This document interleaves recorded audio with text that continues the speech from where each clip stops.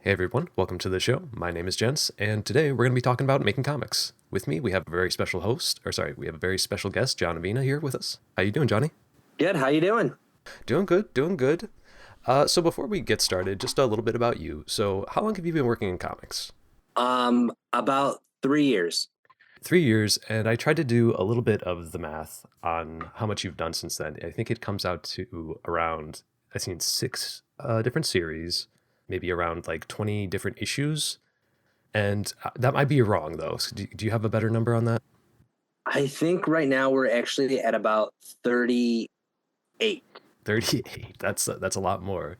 And the thing that I think is like really inspiring about like what you do and like all your work is the fact that you were doing all of that since day one with comics, working a full-time job, running your own small business, and also just being a husband and dad on top of all of that. So Correct. Yeah. you have a very full plate, and I respect you very much for that. Thank you. Could you tell us a little bit about your creative background? Have you always wanted to go in comics? Has that been a thing since like day one? I've loved comics since I was a kid. The first one I ever read was a Bartman comic from The Simpsons from like Bongo Comics. But I didn't really know how to get into it. It seemed like something you had to be in New York or something like that to do.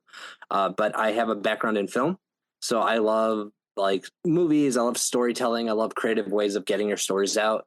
And right around when the pandemic hit, that's when I really started to focus on comics as a way to tell stories because I just needed like a collaborator and I could get a book out. Like it seemed more obtainable. And then from there, I just didn't know when to stop. We've talked a little bit about this before. How was your kind of journey just to like getting your first book published? Was it very like straightforward, or did you have to like hop around a lot on certain like subjects and learning things? So I definitely learned a lot, trial and error. When you look at my first comic that came out, which was Lockjaw and Pistoletto, when you look at issue one versus issue three that we're on right now, it's definitely a lot less wordy as it was then. I think before I thought I had to have like descriptive things happening along with the visual aspect of it, which isn't necessary. I went back to reading a lot of the comics that I enjoyed and then just trying to see how I would do those pages differently if I could. And that kind of helped me tell like my version of stories. But yeah, it was a lot of trial and error in the beginning, which is like costly. Like especially if you look at my comics cinema workday, that is like it has the most characters in it that are main characters. There's about like seven people that you have to focus on, and they talk a lot. So there was just like word bubble images, very little room for the artists to kind of space out and get the art in. And when you look at issue two, by then I've read a lot. I was doing a lot more different books, and I learned how to let my books breathe. And that's something that's like key for any new comic book creator because a lot of times when you read any comics, it's just like word, image, and it's overwhelming. I learned to like space it out. Like you don't have to get them the whole character's background in one issue. Let it breathe. Let it kind of become episodic, and it'll work its way out that way. But that took me a long time to kind of learn. So like, do you think like there are probably only certain things you can really learn about making comics just from making comics? You just kind of have to like jump into it at some point. Yeah, I think with all, especially if you want to make comics, just start making comics. Start making the mistakes now, um, because as soon as you can learn from your mistakes, it just gets easier. Like right now, we're gearing into issue four of Lockjaw, and I already turned in the script, and it's more of a loose Marvel method of writing instead of like my full script version of it. Because by this point, I know my artists, I know what they like, I know what my readers are kind of expecting from me, and the process of it was so much faster than it was for like the first three issues. Now, another thing that I think is really interesting is the fact that one, you tend to self-publish a lot of your own stuff, but you also work with publishers now, correct? Correct. Are there any major differences there for you in terms of just how things are done? So I'm still very much in charge of like the decision making with these publishers. That's kind of I don't want them to take my character and make them do things or have them be a part of stuff that I wouldn't want them to be a part of. So that was important for me. It's a little weird to have to send it to somebody to read for approval. Like that's a little off, but I mean, it's the nature of the beast. I will say if you're looking to get into comics, there are a lot of predatory small publishers that will take your idea, make you pay for it, publish it on your behalf, and then give you a really small cut. of that. And that's something I'm working through now. I have a Patreon where I talk more like just open and honest about the process that I'm going to get into with them just so that they can understand. But yeah, like working with a publisher is a little weird because even some of the bigger publishers that I've gotten to talk to recently are offering me the same thing that the smaller guys were, just at a little bit higher of a pay rate. And ultimately, what I've learned is just doing it yourself, taking it to conventions, being active on social media is going to get you the best results. I have fans now that I can actually call fans that like they don't know me personally, but they follow me along this journey where like, hey, issue 3 of this book's coming out. And I know at least like 7 or 8 people are going to buy it when it drops. And that's a great feeling. And then slowly building that where now they're showing up to shows, that's important. So Now, again, you have work that you can kind of a show to publishers now. Do you think that kind of helps you in terms of just like, hey, I've already kind of proven myself? And would you say like to other people, maybe start working on your own things first before and like finish a little bit of it before you go to a publisher? yes. So the most important thing I've learned, and it was like a comic pro that's a friend of mine that told me is like finish your work, finish your own stuff first. So get a whole issue done before you start talking to publishers. And don't rely on publishers. There's a really great guy I met named Ben Templesmith, who was like the co-creator of 30 Days of Night. And I see him at a lot of shows. So I always assumed he was part of an art group. Like they're like agents that fly comic book creators to different events. And he's not. He's his own solo, independent everything. He's not with a studio. He's freely like just making comics on his own. And he's so much happier. Like when you talk to him, you can see like the light in his eyes when he talks about books, when he talks about this and that. And like that for me was important because I always thought no one's going to take you seriously unless you're working with like Image or Marvel or DC. And it's just another brand that you would be working with. So eventually those people will come to you. But what's most important before you go and you start talking to like smaller publishing houses and stuff is do a book yourself and then try doing one convention. Because if you can do that and you still have hope at the end of those shows, then you're meant to do this because those things are a labor into themselves. And if you're just thinking like, oh, I'm going to do one book, I'm going to sell it, and then it's just going to be easy street, it's not. It's so rare that we see them, but those guys are the ones that get championed the loudest. So I think a lot of people think like that's just the steps you take. And it's not. There's a lot more guys like me that are like boots on the ground, working day to day to get their books done. And that's the nature of the beast. So if you don't think that that's for you, then maybe comics isn't.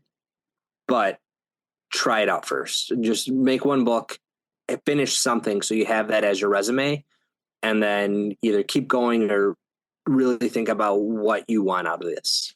That's a really great answer. And if we can, I'd like to dig a little bit more into that for someone who, like, maybe they do decide to go, okay, I'll go to the convention, right? Is there any kind of etiquette you think they should follow in terms of just walking up to people and saying, like, hey, like, could I, like, show you some of my stuff or could we set up a meeting? Just anything that you think they should have, like, at the ready, at the bare minimum to, like, show respect and show they've done some of the work.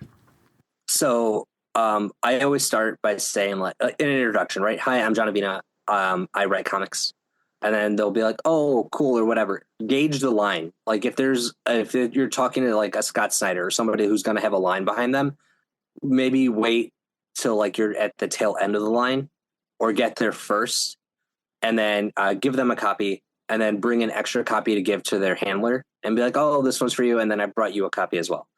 Put your card in there and your email address, that kind of thing, and then just say like, "I'd love to reach out to you if you can." Um, you won't always get responses. It'll be harder, but at least then they'll see a book and they'll see your face, so it might help out a little bit down the road. Um, I would start with creators that don't have the busiest of lines because they will give you like the blunt truth of comics and what it is and all that kind of stuff. So give them the book and have an elevator pitch ready. So like I'll keep going with Lockjaw. So I hand them the book. I'm like, this is my comic. It's called Lockjaw and Pistolero. It follows a mariachi singer as he's trying to redeem himself, and he has like a silver string guitar that helps him battle the supernatural. By the end of it, it either hooked them or it didn't, but they usually take it. They say thank you. My card's in there. That's it. It might take a few shows to get to talk to these people, but just keep going. Introduce yourself. Be kind, and then know when the conversation's up. Like when they smile and say, "Oh, thank you," take that as your leave moment. The worst thing you can do is stay there when your time's kind of run out. So just know that going into it. The best way to get in touch with a comic pro would be before the show. Find them online. Scott Snyder has a class. A lot of these guys have Patreons, and there's always a tier where you get to do like a one-on-one. So I worked with a writer named Colin Bunn, who's kind of like my favorite uncle at this point in comics, where he's given me a lot of his time. He's given me a lot of his energy, just like helping me through this. But it started with his Patreon and me reaching out. And then it took a couple of emails and stuff and me just being very cordial about the whole thing. But now we're friends, and he even put a blurb on a book. So to get to there, I would reach out to them beforehand and be like, "Hey, I'm going to be at this event. I'm going to stop by and say hi. Do you think your schedule would allow maybe like a 2-minute conversation about the industry or about comics or whatever?" That'll be a good way in for when you do meet them, to give them your book and be like, "Hi, we talked online. I asked you this. Here's the book itself. How do we feel about that 2 minutes?" And then that'll put you in a good place to get to talk to these guys.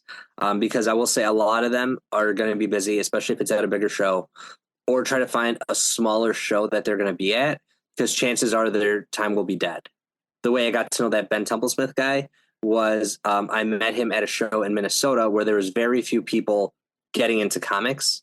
There was a lot more of celebrity and autograph stuff. So his table, like, it was busy, but there was always little breaks in there where he was alone where I can go talk to him. And from there, we're able to kind of build a relationship out of like a mutual boredom at the event. So look into things like that. Kind of bouncing off of what you said about like these people have very busy lives and day-to-day things going on, so maybe don't panic if you don't like hear from them immediately or something like that. Again, they're probably on the road. And also just taking things slow, like it is a gradual thing. Like, don't ask for fame and fortune day one. Exactly. Don't ask them for favors. Don't ask them for a quote. Don't say, "Can you get back to me on this?" Leave it all very open ended. And if they have the time, they will. A lot of times these guys are busy, but something so that way you're not discouraged is they're also fans of comics, right? You don't get into something unless you like the medium that you're in. They're gonna, if they get a chance to read it, if like they're not completely burnt out by the end of the show, chances are they'll check out your work and they'll remember. Like there's been a few people that I've talked to where I'm just like, "You might not remember I gave you this book," and they're like, "Oh, I read it. Like I enjoyed it. That was you. Okay, great." Stuff like that, because they might not remember where they get the stuff from. So just keep hope up, but don't ask for favors. So, Johnny, you have a number of series going on right now, and you have a pretty good creative output, I would say. Is there anything you could recommend to people who maybe are like they're starting to feel a little bit burnt out? Maybe they've been doing this for a while, or maybe they're just having trouble being productive. Any tips you could recommend for them? Write a short. So take your characters and write something that has nothing to do with like the mainline story that you're working on, and it'll get you out of your rut. Like a lot of times I'll write fun little side quests for my characters to do, and it's nonsensical. It's whatever I want it to be, but it gets the voice back in my head of that character in a way that's not like you have to get this done because the artist is waiting. That'll help. And just once you can start doing that and remember that this is supposed to be fun, that's the nice side about the independent aspect of this is no one's holding you accountable except for yourself. So you either sink or swim based on your own ability to work. And honestly, like if I can do it with all those jobs and stuff like you mentioned, anyone can do it. You just have to want to get the work done, and you're independent. You don't have to worry about rejection because you're the one putting out your work. And if you're worried about what studios say, studios turn down comic pros all the time on their pitches. So that like rejection is just the nature of this business. And for every rejections that you get, there might be like one thing that slips in, and celebrate it. Be happy about it. Even if it's something small that's an issue or two, you still did the work of that. And you tend to be more on the like writing side of things, correct? Correct. Now, on that other side, though, you'd also tend to collaborate a lot with the artists on this. You have probably any idea how many artists you work with, actually? I want to say 6 that are like my key artists, the ones that you will see do different books for me or on key titles of mine. But there are some that do guest spots, like variant covers, things like that, that I work with. So I want to say total maybe about 10 different artists. Mm-hmm. Now, for someone who maybe like they're used to writing, they're used to like that aspect of it, they maybe don't know how to necessarily reach out to an artist, or what kind of questions they should be asking, or like maybe even where they should look? Any advice you would give to someone on that? So the way I found all my artists was through Instagram. There are art houses out there where there are full studios that you can work with. So look for studio in the name. Like there's Blue Lobster, which is one that I love. They're my people. There's Ed Bennett's studio, little things like that. Those will let you know that they're legit houses. Ask for samples of work. Be very clear about turnaround time and things like that. Know that they're going to be as weary as you are about working with a newcomer because they're worried about payment. So have that kind of schedule discussed and don't start talking to anyone until you have your budget in play. Because once comics get rolling, they get rolling pretty fast. So you're going to have to be dishing out payment as you go. So just something to kind of keep in mind with that. But reach out to them, send them like one paragraph sample of your writing and the character description. I will say some artists will not work with you unless you have character design samples that come in. I don't do them anymore because I've worked with these artists enough that I just send them kind of little folders of like character description notes and I'm like, go crazy. But for newcomers, it would be worth investing in an artist to do the character design. Find someone that you know. So get into like the Scott Snyder class, go into that forum of conversation, talk to them, reach out to other comic pros, be like, hey, who would you recommend to do design? They might respond in like the thread or their thing, but other people will reach out to you. I will say if you're into comics and someone's coming up to you saying, hey, I design books for comics and manga, do not talk to them. Those are scams. Those are scam bots and they're very obvious. Their art isn't fully complete. You'll see that it looks kind of generic. Chances are they stole it or it's some kind of AI thing they whipped up. Don't fall for it. If the price seems too good to be true, and I mean like $20 to $40 range for a character design, they're ripping you off. It's a scam. You're gonna end up paying more than that for good character design stuff. So just know that going into it. But look for people that have a lot of it posted online, like, hey, this is my redone design of Spider-Man, or this is what I would do with Batman. Those guys are going to be the ones that will help you, and that'll lead you to find the better artists to get the work done. So know that you're going to spend money, but it'll be worth it because then you'll get your artists. Your artists will know who they have to draw, and kind of keep it simple. Once you get all that stuff figured out, you still have to be collaborative with your artists and allow them to kind of make those decisions. So don't find someone who you send them a pitch and they're like, well, what's my cut on the back end? Because that guy is going to rush through the work to try to get extra payment. So find someone that cares about the story, the look, the design, and really vibe with them, like get that connection because they're going to be your partner in this for however long you have the willpower to go with it. And that's so important. There was an artist when I started who, now that I've done this, checked every red flag that I had. But I was so desperate and excited to get into comics that I overlooked it all. They were a manga artist, but they wanted to like start doing American comics. They talked to me about all the people I love. They were like, "Oh, it's got like a Junji Ito look for the monsters and like a Greg Capullo look for the hero." And I was like, "Yes." And I got back the first 5 pages of Lockjaw, and they were terrible. They were not anywhere near the description. They didn't look like what I had described to them. I didn't have the character design model, so I was getting this look from them that was just wild and all over the place. It was a mess. I still had to pay them because they did do the work and we had the agreement. I cut off communication, that was done. And I went back to the drawing board. I followed my new steps. And now I have Metzen, who's like my brother and all of it, who's incredible. So you will find it. Just be weary, especially because there's money. And whatever you do, there's a Facebook group that's called like Indie Comics Spotlight or whatever. No, because that is just you throwing chum in the water and they're going to bite at it and you're going to get so many crazy responses and stuff. Try Instagram. You get more of the one-on-one conversation and it's so much better. But look for publishing houses like Blue Lobster, like Ed Bennett's studio, those kind of places where they can give you an artist, a colorist, and a letterer who are three different people. That's what you're looking for. So once you say like you find your artist, you've worked well with them, How do you go about asking them for things like reworks, being respectful of the work that they've put in, but also your own vision that you kind of want and need to be made here? The best time to make adjustments is in the pencil stage. So you will get layouts that are rough drafts, then you will get pencils, and then you will get ink. If they go from layouts to inks, something's wrong. So get the pencils. At the pencils, you'll get more room because the layouts are usually like just real quick sketches of layout of the floor design. The pencil stage, you can make adjustments to, and never settle. Just point blank, do not settle, because then your job as the writer will have to be to go back and make that panel make sense, right? So say they drew Lockjaw crashing into a window and falling out. Well, that's not what I had on the thing, but they already inked it. Well, how did he get back in the room? Now I got to play hopscotch to make that scene work, right? That's like worst case scenario. I would say he can't do that. He can hit the wall and he can fall, but I got to keep him in this room. Then it's their job to make that work too, because everything ultimately should serve the story. And since you are the writer, you are the one closest to the story itself, especially if you're indie.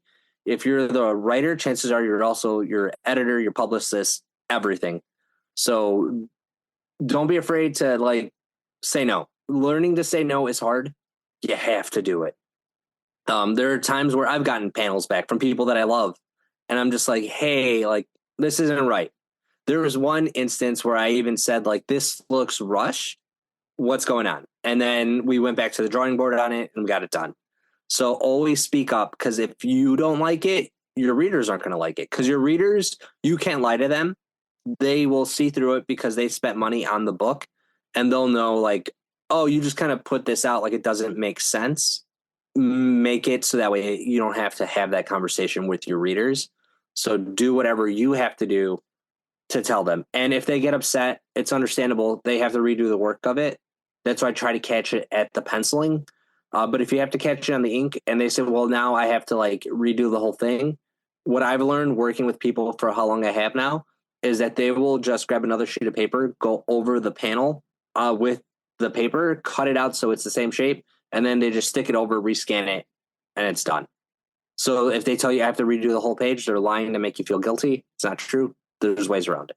And that's something I had to learn, because I felt bad telling someone like, hey, this page is not what we had at the sketch, and why is it inked already? There's a book that I've been trying to get out for a long time called the Oath of Captain Balania. It's a pirate story that I'm so excited about, but we're nowhere near completion. I've gone through 3 different artists because of this problem, where they get so excited about the layout and they think they know what I need, that when I get it back, I'm like, this isn't working. And then I have to go back to the drawing board. I finally have found an artist that our relationship is working, but now it's a matter of budgeting, time, and all that other good stuff. But don't be afraid to say no. And if they say why, just say it does not serve the story. And if they can't understand that, look real deep at that relationship, because everyone on a story can be replaced. And if that's the case, then you have to do it. Are there any parts of the whole comic making process that you feel like you kind of have a bit of a harder time with? Right now, the hardest part for me is the promotion aspect of it. I know to people who might have seen me online, it looks like I'm very comfortable being on camera. I am not. I am much better in person to person talking. On the camera, I have to appeal to every type of person all at once in one pitch, but you have to get used to it to sell. And selling your book is also the hard part, because you're telling someone this thing that I made is worthy of your money. And getting used to that is never easy. It's always very uncomfortable, because there's like every judgment and everything that's going to come at you creatively just for being in a creative space. So learning to do that aspect of it is just as important as knowing how to write a comic, is knowing how to sell it. You will have to sell it to your editor. You will have to sell it to the company. You will have to sell it to people at a show, right? And then even worse than that is you will have to sell it at a comic book store, where you won't be next to your book to be like, this is great, you should read it. The work will have to stand on its own to do that. So learning how to advertise yourself as both a writer, a creative, and as a comic book salesman is a skill that you'll only learn by doing it. There's no course for it. There's no nothing. And some people have like the gift of gab where it's natural. Some of us have to learn to lie to get it out. And that's like I do weddings, right? So part of it is I'm not that extroverted, but at these events, I have to be able to speak to a room of people and get them to focus and take a picture. That helps me in comics because I have to basically go fly fishing for people walking down an aisle where there's a million things to see, but I have to get your attention on me for 2 seconds to get you to buy a book.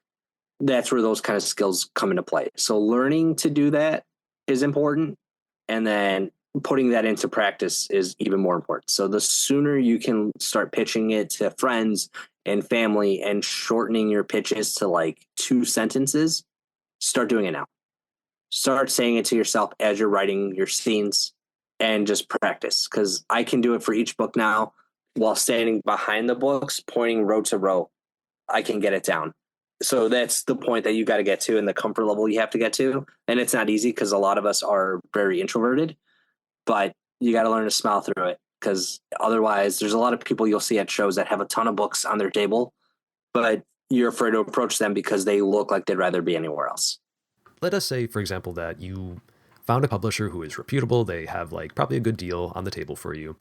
What do you bring to that pitch meeting? So I think there's two things we found out so far. One is just having probably like the first issue done at least.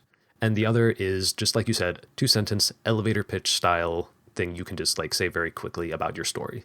Is there anything else that you think you should like have ready for that meeting? Have a backup plan. A lot of times people will be like, I'm not sure if this is for us. If you can have someone in the room or an email chain with you and they look like they're going to pull out, have another concept idea in the chamber ready to go. That is super important because if you can rapid fire that one out and they say, oh, what's that? Then you have an avenue to reach back out and be like, hey, I know that you're passing on Lockjaw, but let me tell you about Lucha Forever because we had kind of talked about it. And it's at a point now where maybe you'd want to see it. So important to have that ready to go.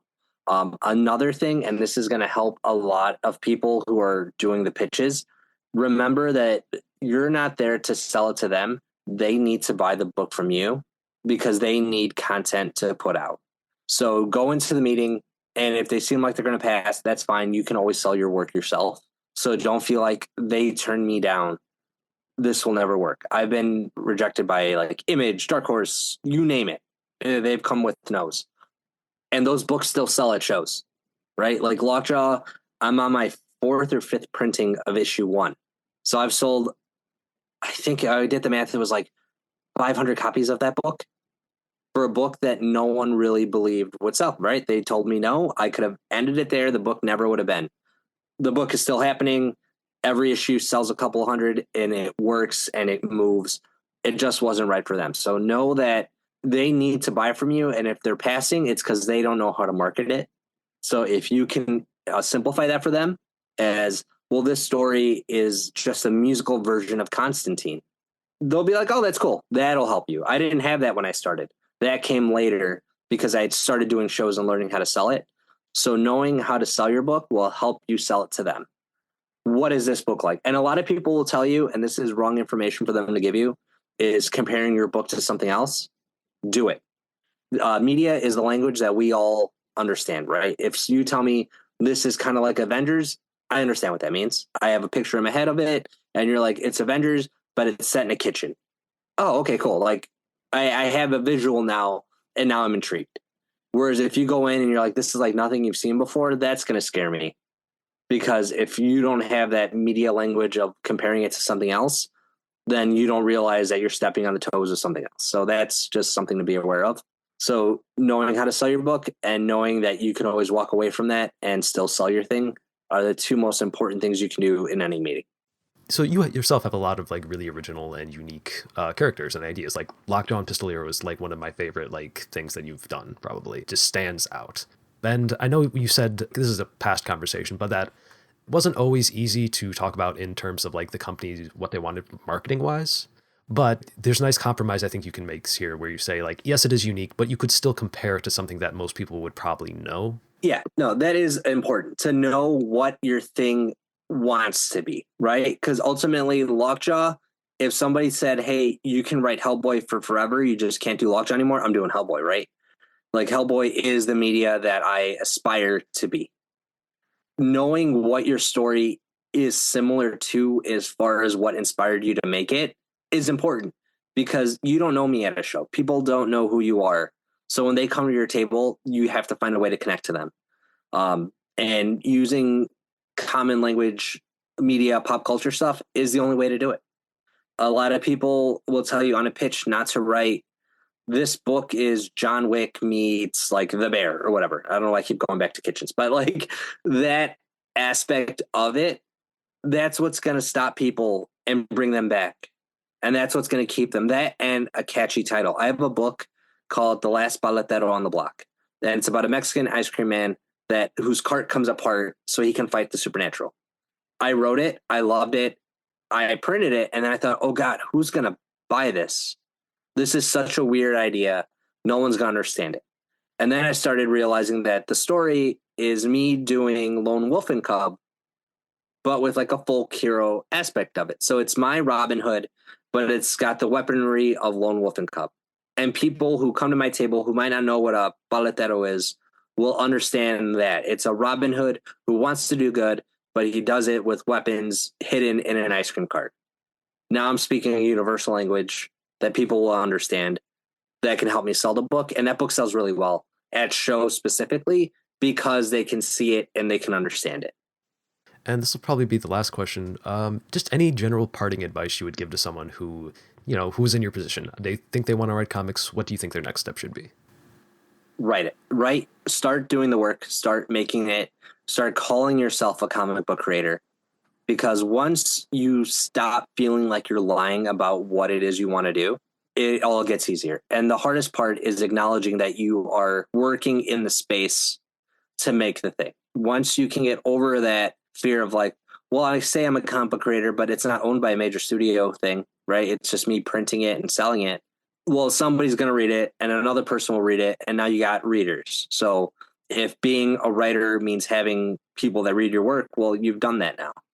And that's important. Allowing yourself the room to create is so important. And it's so hard being young and thinking like, this is what I want to do. But look how many people have come before me. What do I have to bring to the table? You have you, which is awesome. I don't know who you guys are, right? You're new, you're young, you're creative, you're learning to live and you're telling stories about that life. That is important. That is what everyone wants to read about. They don't really care that your main hero has like 4 arms and each arm has a different weapon and he can fly. That's superficial. What I care about is who are you and what is this story going to tell me? So learn to allow yourself to be creative in any space and then just be honest with yourself about what your story wants to tell. And then you can decorate that with whatever shell coding you want.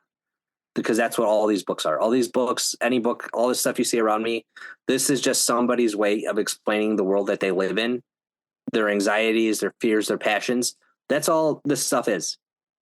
And the reason why I buy them and I continue to buy them is because I care about that writer's outlook. So your outlook matters. You yourself matter, and allow yourself to be honest and to be creative. And then no one can reject you if you have that shield of like, well, I have a foot in this space, I'm going to keep making it, then the rest of it will come so easy. And if anyone's interested in seeing more of your stuff or if any new projects that you have coming up, where can they find you? Are you working on anything in particular right now? Yeah, so as of about an hour ago, we actually just got our newest Kickstarter fully funded. Oh, congratulations. Yeah, thank you. It is called Bombshell and the Atomic, and it's a book that I co-wrote with a wrestler from Chicago. So it was a group project. It was my first time working with someone on a commercial thing with a co-writer. It was a great experience. She's very kind and generous with her time. So that was a lot of fun. So we have that book coming out. And then we have Lockjaw 4 and a bunch of other titles launching next year that I didn't want to rush out for this year, but that will be coming out. So our newest project is a book called The Best Is Yet to Come, and it's kind of like a look at relationships, like dating relationships, marriage, all that kind of stuff, and what happens when you try to take the easy road in it, like just being very passive. It's kind of a little bit like the Jetsons meets Melrose Place. So there's a murder mystery at the heart of it, revolving around like this complex, and it's got like aspects of like AI and all these kind of like interesting little things that I've noticed that I can work into it. So that book will be out in January, and then it'll be available for people at conventions in February at Northwest Indiana Comic Con. And last but not least, I believe you also have your own Patreon where you also answer your own comic questions as well. I do. So I do have a Patreon. It's Avina Comics. There is a free level where you can just kind of see my ramblings. There is a paid level where you can actually shoot me questions. We're going to start interviewing like other comic like creators that I've gotten a chance to meet and put it on the channel for paid tiers subscribers. So that way they can have access to like this kind of information on a more personal level where we'll be very open about publishers that we've talked to, editorial stuff that we've gotten notes on. Just if any of that information can help you guys, that's what I want it to be for. Well, Johnny, thank you very much again for all your time and all of your help. We appreciate you being on the show. And thank you to everyone who's been listening as well. I hope you got something out of this as well. With that, I will wish you guys a good day.